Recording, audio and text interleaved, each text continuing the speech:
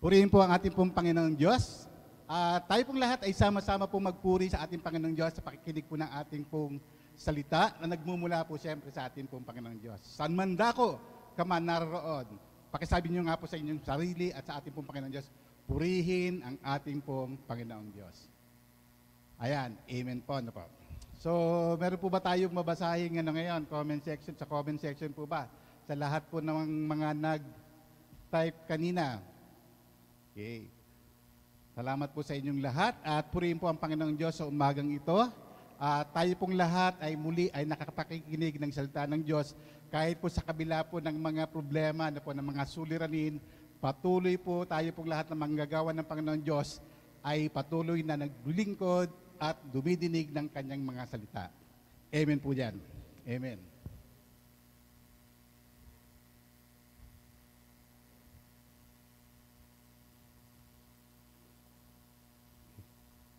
Hallelujah, Lord. Purihin ang Panginoong Diyos. So, ngayon po ay patuloy po tayo nagtatalakay na ating pong talakayin sa buong buwan ng July, Reaching Out Together. At ngayon po ay meron naman po tayong tatalakayin sa umagang ito. Ito naman po ay ang Reaching Out to the Needy. Okay. So, pakinggan po natin yung pong ating pong mga verse po na ating pong Panginoong Diyos umagang ito. At ang topic, ang verse na pag-aaralan po natin ngayon ay ito po na po. Uunti-unti lang po natin yan. Last 2 Sundays po ay marami na po tayong napakinggang mga Word of God na patungkol po sa pag-abot sa ating pong mga kapwa na po. Tayo pong lahat ay salt and light ng sanlibutan pong ito. Kaya po tayo po ay sama-sama po makinig ng salita ng ating pong Panginoong Diyos. So basahin po natin ngayon ang ating pong verse sa umagang ito. Sabi po sa James 2:14 hanggang 17, sabi diyan ay, what good is it, my brothers and sisters, if someone claims to have faith but has no deeds? Can such faith save them? Suppose a brother or a sister is without clothes and daily food. If one of you says to them, go in peace, keep warm and well fed, but does nothing about their physical needs, what good is it? In the same way, faith by itself, if it is not accompanied by action, is dead. Para saan po ang ating pong pananampalataya kung hindi naman po natin ito na ipapakita po sa ating pong mga gawa? Sabi nga po ay ganito, faith without works is words without deeds. Sa ating pong pananampalataya, kinakailangan po na meron po tayong resulta ng good works. At ano po yung mga bagay na yan? Yan po yung mga bagay na makakapag-glorify sa ating pong Panginoong Diyos. At yan pong i-discuss po natin ngayon sa umagang ito. Marami na po tayo napakinggan po. Last week po napakinggan po natin yung reaching out to the poor. Yan po ay pag-aralan po natin ang reaching out to the needy. Tandaan po natin, kung isa-summarize po natin ang Biblia, 2 utos lamang po yan. Ang una, ibigin natin ang ating Diyos ng higit sa lahat ng buong puso, kaluluwa at isip. At ang pangalawa ay mahalin mo ang iyong kapwa tulad ng pagmamahal mo sa iyong sarili. Amen po ba dad? Okay. At isa po sa ating pong mga kapwa ay yung pong tinatawag na mga needy. At sila po ang priority ng ating pong Diyos. Nababasa po natin sa Luke 4 verse 18. Sabi po dyan ay ganito, the Spirit of the Lord is on me because He has anointed me to proclaim good news to the poor. Tingnan niyo po, ano po, Trinity nandiyan po. Spirit of the Lord, me, si Jesus, and then He, yung God the Father. Sila po ang may likha, sila po ang nag-design na dapat tayo pong lahat ay nagbibigay ng gospel, naghahayag ng salita ng Panginoon Diyos sa mga mahihirap. No po? At isa po sa pamamaraan ng paghahayag ng balita o salita ng Diyos ay ang pagtulong po sa lahat ng mga nangangailangan. Ang question lang po dito ay ganito, how to identify poor people or yung pong tinatawag ng mga poor families. Question ko po ngayon sa inyo. Ang taong tamad na naghihirap, kasama ba sila sa poor? Yan. Comment section lang, yes or no. Para malaman po natin, talaga po tayong lahat ay nakikinig ng mga salita ng Panginoon Diyos tuwing araw po ng linggo. Yes or no? Ang taong tamad na naghihirap, kasama ba sila sa poor? Okay. So, siyempre, ang sagot diyan ay no. Kasi sabi po sa Biblia, huwag pakainin ang mga taong ayaw magtrabaho. Okay. Pero, siyempre, preach the gospel. Kailangan pa rin natin silang bahaginan ng salita ng Panginoong Diyos. Kapag nabahaginan sila ng salita ng Panginoong Diyos, yung pagiging tamad, sabi ng Panginoong Diyos, babaguhin kita. Diba? Sabi niya, babaguhin kita, babaguhin ko ang buhay mo. Yung pagiging tamad, babaguhin ng Panginoong Diyos, magiging masipag po ang mga taong yan.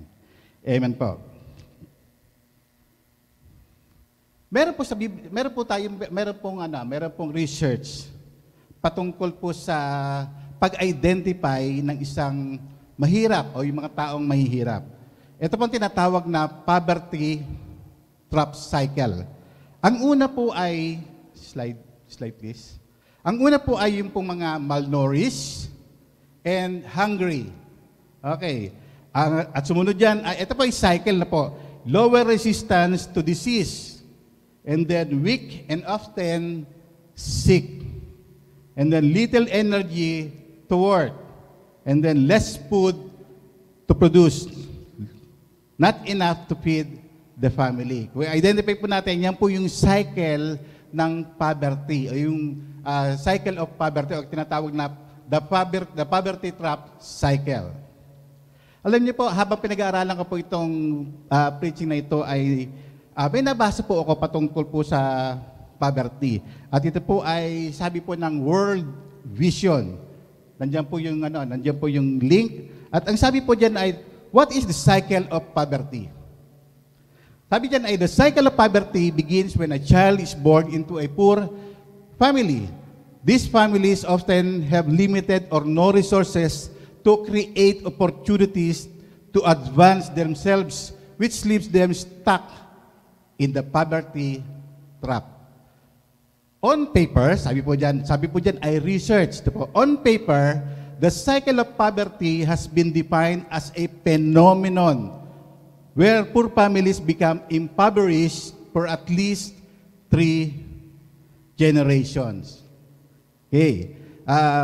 Medyo sabi ko, bakit may maganda ako nakita rito eh. Sabi diyan ay phenomenon. Ano ba ibig sabihin ng mga phenomenon? Ito po yung mga bagay na mga extraordinary thing na hindi mo inaasahang mangyayari, hindi rin kayang ipaliwanag kung paanong nangyari at bakit nangyayari.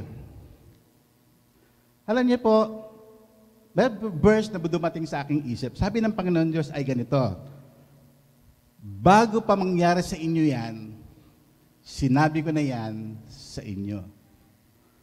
Okay, babalikan ko muna po yung unang utos. Sabi sa Matthew 22 verse 37, love the Lord your God with all your heart, and with all your soul, and with all your mind.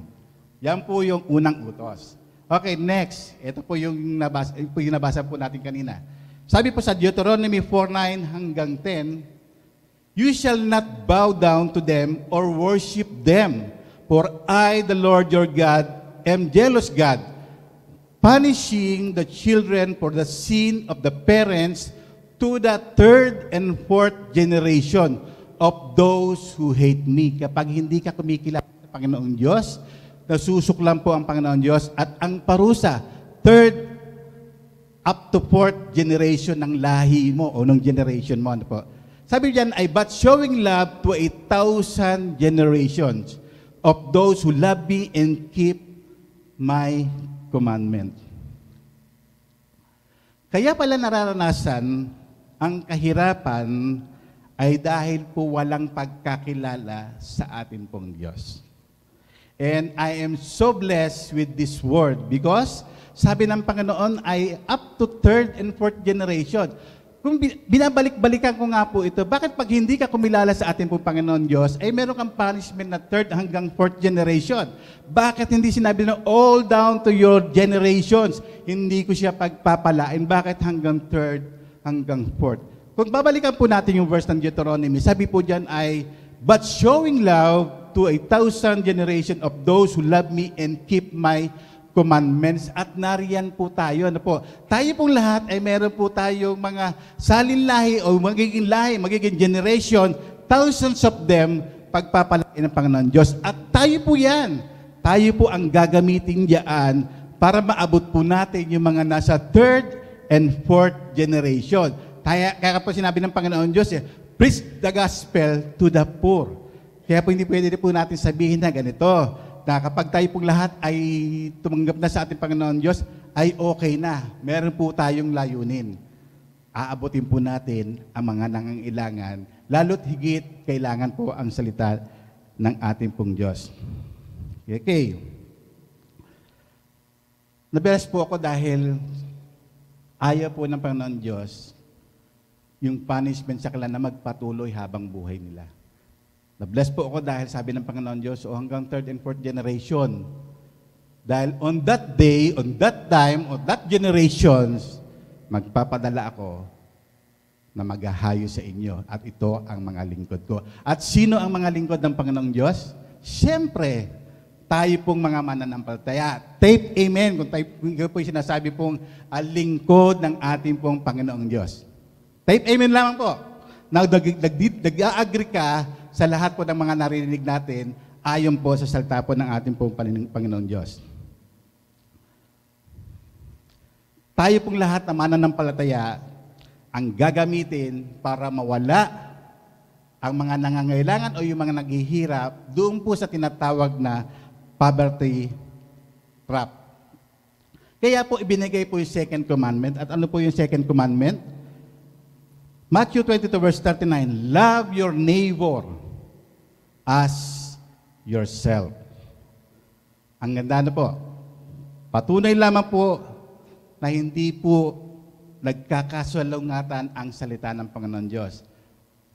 From the Old Testament hanggang sa New Testament, yan po ay nagkakatugma-tugma. May punishment ka up to third to fourth generation. Ang sabi nito sa New Testament, love your neighbor as yourself. Huwag mo lang kalilimutan. Mahalin mo ang Diyos ng higit sa lahat. Put God first. Pakitapik nyo nga po yung mga sarili o yung mga katabi. Pakisabi nyo nga po ganito, put God first. Yan. Wala po talaga tayong dapat unahin sa ating pong buhay, kundi ang ating pong Panginoon Diyos. Kapag inuna mo ang ating pong Panginoon Diyos, magtutuloy-tuloy na ang lahat. Hindi mo kaya magsasalita ka dahil sa tulong ng ating pong Panginoon Diyos. At yan po yung ating pong pag-aaralan sa umagang ito. Simple lamang pong pag-aaralan po natin sa umagang ito. Proclaim the good news to the poor, reaching out to the needy. How to reach out the needy? Show them the love of Christ. Siyempre po yun. At paano po natin yung gagawin? Siyempre, lahat po ng ating pong gagawin ay nasa Biblia pa din po. Sabi po dyan, ang unang-una po nating gagawin ay be kind to the poor. At sabi po sa Proverbs 14 verse 31, whoever oppresses the poor shows contempt for their maker. But whoever is kind to the needy honors God. Hinahamak po natin ng ating pong Panginoon Diyos kapag ino-oppress po natin yung mga mahirap. At siyempre po, nagbibigay po tayo ng karangalan sa Diyos kapag tayo pong lahat ay tumutulong sa mga mahirap o tumutulong sa mga nangangailangan. Paano po tayo tutulong? Ano po ba yung mga needs? Ito po. Tingnan po natin, meron po sinasabi sa Matthew 25 verse 31 hanggang 46, meron pong 6 categories of need and how we serve them. Una, hungry. Ano pong gagawin po natin? To be given food. Pangalawa, thirsty. To be given drink. Pangatlo, stranger to be welcome. Sino ba itong mga stranger na to, di ba? Ang madalas natin itinuturo sa mga bata, don't talk to the strangers. Na po. Sino yung mga strangers na to? Siyempre po, ito po yung mga tao na kung saan ay hindi nakakilala sa Panginoon Diyos at yung po ay ating pong babahaginan po ng salita ng Panginoon Diyos. At ito po, pang-apat, naked to be clothed. Ito po yung mga walang maidamit na po. At yung pang-lima, sick to be visited. Siyempre, hindi mo lamang yung bibisitahin. May mga pangangailangan sila, kung kinakailangan natin mag-abot ng kanilang pong mga panggamot nila, ay mag-iwan naman po tayo. Hindi lamang po yung dalaw. And then yung pong number 6, yung prison to be visited. At ang nagsabi po niya na mga needs pong yan ay ang ating pong Panginoong Diyos. Sabi po dyan ay ganito. Sabi po niya ay ganito. Kung ganyan ang ginawa mo sa kapwa mo, o yung sabi, kung ganyan ang ginawa nyo sa kapwa ninyo, sa akin nyo yan ginawa. Kaya po minsan, minsan baka nangihinayang po tayo sa mga ginagawa po natin. Tandaan po natin, kapag gumawa po tayo ng mga bagay na ito na sinasabing 6 categories of needs sa ating pong kapwa, ayon siyempre sa utos ng Panginoon Diyos, hindi po natin yan ginagawa sa ating pong kapwa, ginagawa po natin indirectly sa ating pong Panginoon Diyos. Kasi po, ang nalulugod po natin, ang luluwalhati po natin, ay ang ating pong Diyos. Bakit? Kasi po, ang puso ng Panginoon Diyos ay malapit doon po sa mga taong may hirap, malapit sa mga taong naghihirap. Kasi po, ang nasa isip po ng mga mahirap na yan, God help me. Kaya pag natutulungan po natin sila, ang naitataas po ng bawat isa ng tumulong at ang natulungan, wala nang iba kundi ating pong Panginoong Diyos. Amen po ba doon? So, tuloy po tayo. Alam niyo po ba, nakaramihan po sa mga nagugutom ay nagsisika po talagang mabuhay. Gagawin lahat ng paraan para po mabuhay. Ano po? Yan po yung mga tunay na mahihirap na po. Hindi po yung mga hirap na talagang kumakalabit at sinasabi pahingi ng pera. Marami po tayo nakikita pong ganyan sa ating pong kapaligiran na nangihingi na po. Kung tutuusin nga po ay mas matataba pa sila sa atin. Na po. Okay, so ang kailangan po natin gawin ay ma-identify natin sino po ba talaga ang tunay na nangangailangan. Sabi ko po kanina ay ganito, ang tunay na mga naghihirap po ay talagang nagsisika po yan maghanap buhay, nagsisika po talaga silang mabuhay para po sa kanilang mga sarili. Well, in fact, yung mga naghihirap para po nahihiya po silang humingi ng tulong. Okay, ito po ang advice ko po sa atin pong lahat. Kung meron po silang mga maliliit na pinagkakabuhayan, bisa kasi tayo mga Kristiyano, ay ganito, kapag meron po tayo mga ipagagawa, tapos ang nalapitan po natin, yung mga tao nangangailangan, titipirin pa natin. Ang iba naman ay mga, di ba, yung naglalako o simpleng mga business, ang gagawin ay talaga naman kung makatawad naman, halos ibigay na lang o kunin na lang yung mga paninda nila. Huwag po natin gawin ngayon. As much as possible tayo pong lahat ay kung mayroon po silang mga pinagkakabuhayang maliit na po, paninda o ano bang business na maliit na kung saan ay pwede lang naman silang mabuhay doon sa kakarampot na kikitain yon, ay wag na po tayong tumawad. Bagkus nga po, dagdagan po natin. Alam niyo po sa amin po, pag araw po kasi ng Sabado at Linggo, ay siyempre po, nandun na po ako sa bahay namin. At minsan po ay may napadaan po 2 bata. At sila po ay nagtitinda po ng donut. Okay, donut. Donut. Okay. Nung napadaan po sila at nakita ko po sila, nakita po talaga pong mga maliit na bata pa ito. Kung tutusin po, siguro yung maliit na bata ay nasa 5 taon at yung panganay ay nasa 6 na taon lang o wala pa. At nagtinda po sila ng donut. Alam niyo po, nahabag po ako sa kanila Di ba? Yung po yung kahabagan yan ay hindi po habag po nanggagaling sa tao. Yan po ay habag na nanggagaling sa Diyos. Kasi meron siyang gagawin sa atin. Tulad po sa inyo, kung may nakita po kayong mga tao mahihirap, yung habag pong yan, na kung saan ay uutusan kayo ng Panginoon Diyos, na sila po ay ating pong tulungan. Balik po tayo sa akin pong mga kinukwento. Nung nakita ko po sila, ang ginawa ko po ay pinakyaw ko na po lahat ng donut nila kasi sobrang init ng araw Okay, pinakyaw ko na po yan at sabi ko sa kanila, at hindi lamang po yun. Binigyan ko pa sila ng pambaon nila sa eskwela. Okay? At nagpasalamat. Salamat po. At sila po bumalik na sa kanilang tahanan at talagang masaya. Kinabukasan, bumalik uli. Okay. Donut, nasa loob ako, talaga namang lalakasan pa nila. Ano po. At ganun po ginagawa ko po bilang patotoo po sa inyo. Bibila po ako ng marami, minsan nga po hindi na po namin nakakain. Bibila ako ng marami. Tulong kasi po, ayoko naman silang bigyan ng hindi na pinaghirapan. Yun po ay pagtuturo kung paano po talaga yung sabi sa Biblia, diba? Turo mo isang tao ng mangisda at hindi mo lang siya bibigyan ng isda. So ganun lang po, kinukuha po yung ng mga binibenta at after noon ay talaga pong bibigyan ko sila ng pambaon nila sa kanilang school. Okay, nagpatuloy po yun. Nagpatuloy po yan. Talagang pag sila po ay nagtitinda, unang po nadaanan po kami. Sa bahay po namin, talagang mainit na mainit pa yung donut at sinasabi nila, donut. At pag hindi ko narinig yun, tatapat na po sa aming pinto, sa aming gate, at sasabihin, donut! Tapos kakatak po sila sa aming pong gate. So pagbibigyan po ulit, at ganun po ang gagawin po natin. Pero bago po ako magbigay ng kanilang mga baon, ang sinasabi ko sa kanila ay ganito. Sa bawat pag-abot ko ng kanilang yung tulong, mag-aral kang mabuti para hindi mo danasin yung nararanasan mo ngayon. Hanggang sila po ay, siguro po ay naipartingla sa kanilang mga magulang yan at meron tumutulong at ito ang advice. Yung word na yan ay maaari po ay ginagamit po ng Panginoon Diyos para mabago yung kaisipan, pananaw ng kanilang mga magulang. In short, paiklim po natin,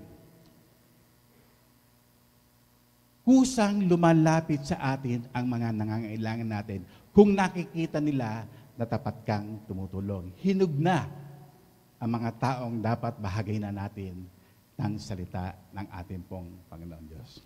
Amen po doon. Kusa na po silang lalapit. Tataka po tayo, bakit kaya walang lumalapit sa akin? No, tulong muna po tayo, ipakita po natin yung kabutihan ng Diyos sa atin at ibahagi po natin sa ating pong kapwa. Marami pong pagkakataon na hindi lamang po yun. Marami pong pagkakataon kahit yung bago-bago pa lang po ako sa signal at sinasabi nga sa akin ng asawa ko, bakit bumili ka na naman ng isang balao? Hindi naman masarap yan. Ang sinasabi ko ay lagi ganito, hindi nga masarap yan, pero napadali ko naman yung trabaho ng nagbebenta nito. At alam ko, nagpapasalamat siya sa Diyos dahil natulungan siya ng isang tao. At di ba, ang sarap pong ang pakiramdam na alam mong nakatulong ka, na ang intention mo ay purihin ang ating pong Panginoon Diyos at makatulong ka sa ating kapwa. Tandaan po muli natin, ang sabi po ng Panginoon Diyos, mahalin mo ang iyong kapwa, mahalin mo ang Diyos na higit sa lahat at ang susunod po dyan ay automatic na mamahalin mo ang iyong kapwa. Kasi po pag hindi mo minahal ang kapwa, tunay na hindi mo mahal ang ating Diyos. Hindi po yan magkasulungat unahin mo ang Panginoon Diyos at sunod-sunod na ang darating sa buhay mo.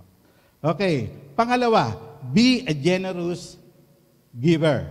Okay, sabi po siya sa Deuteronomy 15 verse 11.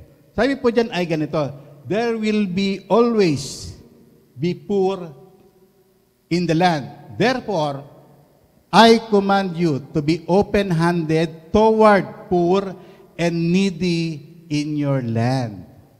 Okay. At yan po yung para sa atin to work for it. There will be always poor among us.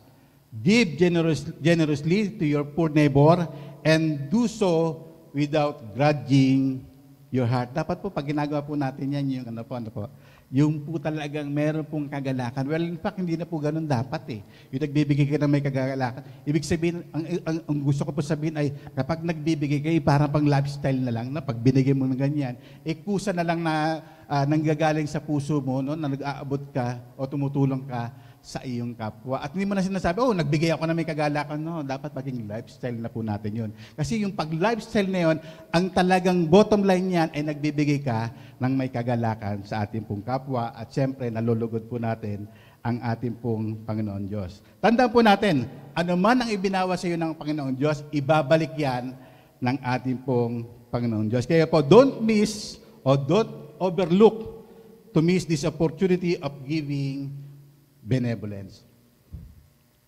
Sabi po ng isang author, sabi po ni John Bunyan, You have not lived today until you have done something for someone who can never repay you. Sa pagtulog po natin, tanda po natin lagi, share the gospel at yun naman talaga ang kailangan ng mga nangangailangan. After nating tumulong, siyempre, anyayahan po nating manalangin. Sabi po sa mga napakinggan po natin, wala pong tao ng ayaw ng panalangin. Natatandaan ko nga po yung aking pong unang supervisor ng aking pong bago po akong trabaho, first job ko po. Siya po yung nakausap ko at madalas ko po siyang bahaginan po ng salita ng Panginoon Diyos. Lately lang, last February, siguro po after 30 years na po ng aming po pagkakahiwalay, ay nagkausap uli kami. Siya na po yung tumawag sa akin at talagang sabi ko, ay bakit mo ako naalala? Ang sagot lamang niya ay ganito, sino ba naman ang makakalimot sa'yo? Ikaw itong mainit na mainit kung paano mo bahaginan ng salita ng Panginoon Diyos. Amen po. 30 years na po yung nakakalipas, pero hindi ka pa rin nakakalimutan. Hindi ka alam niyo po, ang isang tao, kapag wala kang ibinibigay na bahagi o pagbabahagi ng salita ng Panginoon Diyos sa iyong kapwa, magkalayo kayo, 1 week, 1 month, 1 year, hindi ka na niyan kakilala.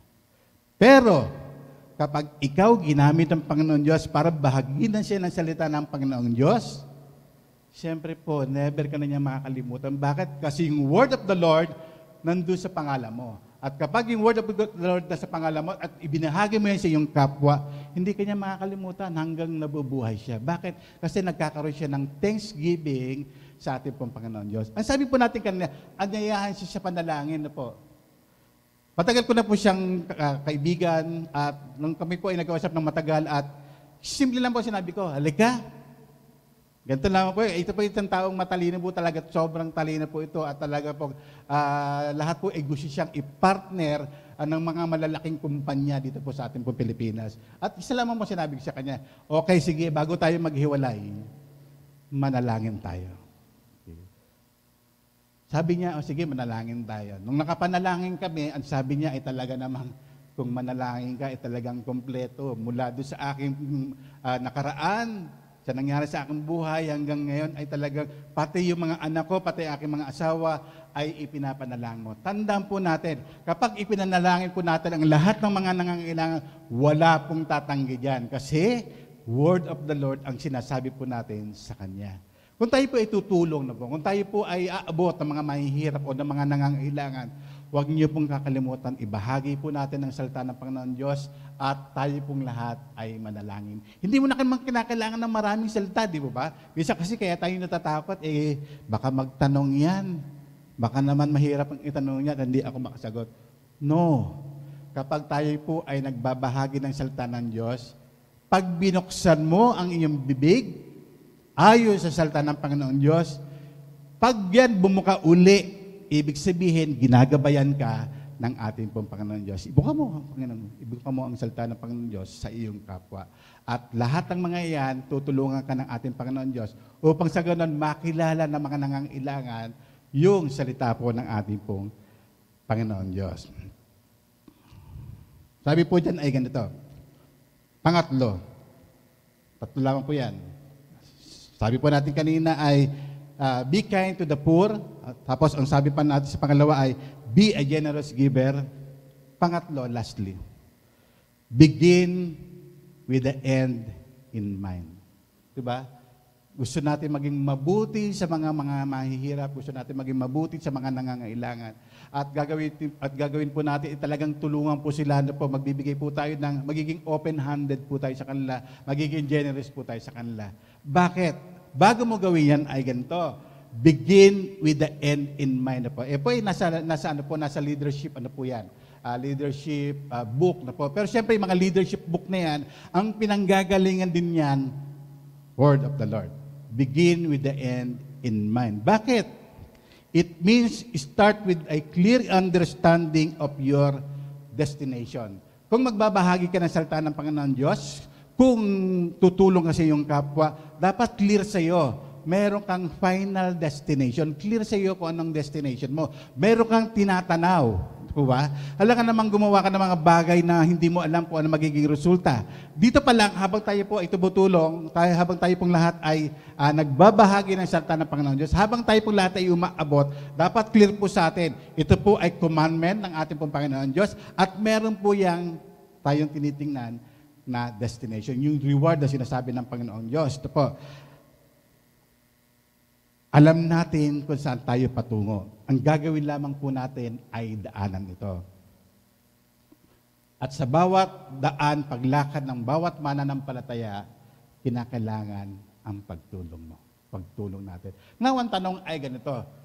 Tayo pong lahat ay nagjo-journey sa mundong ibabaw na to bilang mga mananampalataya. At ang alam po natin ay mga promises ng Panginoong Diyos, di po ba? Promises ng Panginoong Diyos, yung reward, pagdating doon sa dulo, ay bibigyan tayo ng gantimpala. Pero syempre, bago tayo makarating doon, meron po tayong dadaanan. Dadaanan ng paghahayag ng salita ng Panginoon Diyos, dadaanan ng pagtulong sa kapwa, at parang po tayong paglilingkod na gagawin na makalulugod sa ating Panginoon Diyos. Ang tanong ko po sa ating lahat ay ganito, dumadaan ba tayo sa daanang yon na parating doon sa final destination?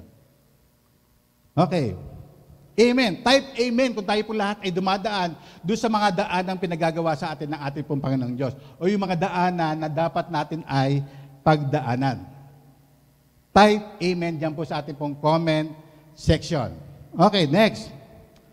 Sabi po sa Lucas 14:12 hanggang 14, sabi po dyan ay ganito.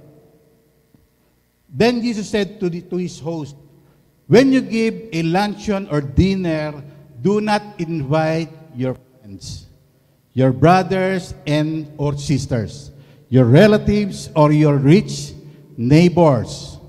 If you do, they may invite you back, and so you will be repaid. But when you give a banquet, invite the poor, the crippled, the lame, the blind, and you will be blessed. Although they cannot repay you, you will be repaid at the resurrection of the righteous. Amen po. Ano po? Alam niyo po, lahat po ng ginagawa po natin, lahat, everything, bawat kilos, bawat isip po natin, bawat pagtulong, nakalulugod sa ating Panginoon Diyos, ay nakikita yan ng ating pong Diyos. God does not overlook a single centavo you give to the poor. Surely, He will repay you. Minsan ganito, ano po, basta tutulong na lang ako, okay lang na wala po akong ano. Hindi ko aasahan yung mga reward na yan. Basta ako manggagaling sa aking puso na sinasabi na po. Alam niyo po, pag ganyan po ginasabi po natin, self-righteous po yan. Kapag tumulong po tayo, may pinanggagalingang utos. At hindi mo mahadlangan yung reward na para sa'yo. At yung reward na yan, promise, di po ba? Pag promise, eh talagang panghahawakan mo. Dahil yung pag pinanghawakan mo yan, at sinabi mo may promise ka, tulad nga lang po, di po ba ng mga bata, di po ba? Kapag mayroon ka ipinangako sa kanya, ibibili kita ng laruan, yung mga promises na yan ay talagang panghahawakan niya. Sabi mo, ibibili mo ko ng laruan. Same thing bilang mga mananampalataya. Kapag tayo pong lahat ay tumulong at ang sabi ng Panginoon, surely I will repay you. No po? I will repay you. Pangako po yan ng Diyos. Panghawakan po natin. Wala pong masasayang kapag tayo po ay tumulong sa ating kapwa. Tandaan po natin, ibabalik at ibabalik yan sa atin. Hindi man sa iyong kapanahunan sa ngayon, kaya sabi po kanina ay thousands of generation, pagpapalain ko, malay mo, bigay ka lang ng bigay ngayon. Yung mga susunod mong generation ay tanggap na lang ng tanggap. Eh, siyempre, hindi lang tanggap ng tanggap. Dahil sabi nga, thousands of generation, ipagpapatuloy nila yung layunin ng ating pong Panginoon Diyos towards do sa mga needy. Sa pagbabahagi po ng salita ng Panginoon Diyos, lalo higit sa mga nangangailangan o yung poor na tinatawag, ulitin po natin, hindi mo kinakailangan ng maraming salita. Ang kailangan mo lang ipakita yung pag-ibig ng Diyos sa iyong kapwa. Kapag nakita nila yun, imposibleng walang gagawin ang Diyos sa kanila. Hinihipo ng Diyos ang kanilang mga puso. Alam niyo po, pag humipo ang Panginoon Diyos sa mga taong hindi din nakakalala sa Panginoon Diyos, kaya niyang durugin yan at palambutin.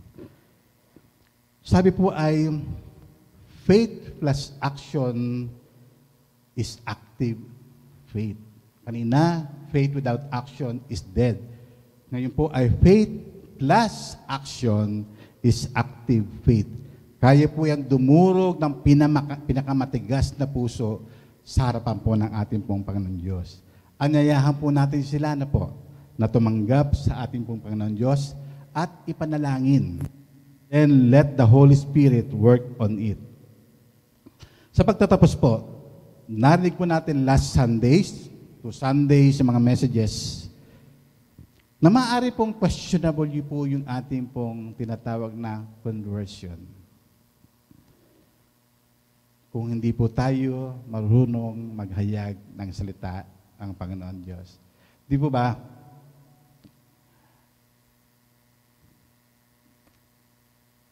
Pag may nangyayari po sa atin, magandang buhay na po, nagkaroon po tayo ng magandang posisyon sa trabaho, kung saan-saan nakakarating yung mga balitang yan. O ang taas na ng posisyon ni ganito, ni kapatid na ganito, di ba? Ang bilis kumalat. Kapag nakabili po tayo ng house and lot, di ba? Kung kani-kanino nakakarating kagad, nakabili si kapatid na ganito ng house and lot, ng kotse, ang dami kagad na babalitaan na po. Hindi pa nga nabibili, nababalitaan, binili mo na.